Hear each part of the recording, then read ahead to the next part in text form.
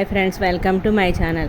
ఈరోజు మీకు పానీపూరిని ఎలా తయారు చేసుకోవాలో చూపిద్దాం అనుకుంటున్నాను. దానికోసము పచ్చిమిరపకాయలు, పుదీనా, కొత్తిమీర, ఉడకబెట్టిన పచ్చి బఠానీలు, ఉడకబెట్టిన ఆలు ఇవన్నీ తీసుకొని ఉంచుకోవాలి.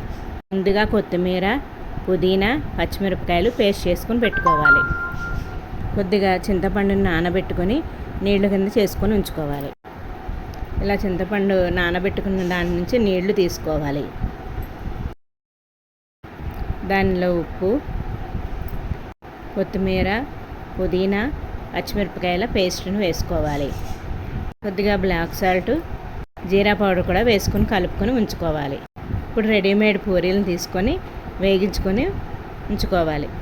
రెడీమేడ్వి కాకుండా మన ఇంట్లో కూడా చేసుకోవచ్చు. చాలా బాగుంటాయి. మన ఇంట్లో చేసుకుంటే ఫ్రెష్గా ఉంటాయి కూడా. ఇవి కూడా రెడీమేడ్వి తెచ్చుకొని వేగించుకుంటే బాగుంటాయి. ఇది నూనె బాగా కాగిన తర్వాత సిమ్లో పెట్టుకొని వేగించుకుంటే బాగా పొంగి బాగుంటాయి. ఇలా తీసుకుని అన్నీ వేగించుకొని ఉంచుకోవాలి. తర్వాత చాట్ ఎలా తయారు చేసుకోవాలో చూడండి. దీనిలో కొద్దిగా కొత్తిమీర పేస్ట్ వేసుకొని ఉల్లిపాయలు వేసుకొని ఫ్రై చేసుకోవాలి. ఈ ఉల్లిపాయలన్నీ ఫ్రై అయినాక బఠానీలు, ఆలు వేసుకొని దాన్ని బాగా ఉడకనివ్వాలి. ఉడికిన తర్వాత కొద్దిగా స్మాష్ చేసుకొని దానిలో పసుపు, కారం, ఉప్పు, కొద్దిగా వాటర్ పోసుకొని దాన్ని మెత్తగా ఉడికించుకోవాలి.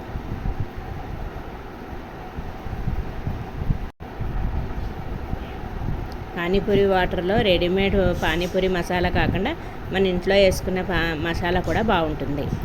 పానీపూరి చేసుకోండి. ఈ వీడియో కనుక మీకు నచ్చినట్లయితే like, share and subscribe my channel.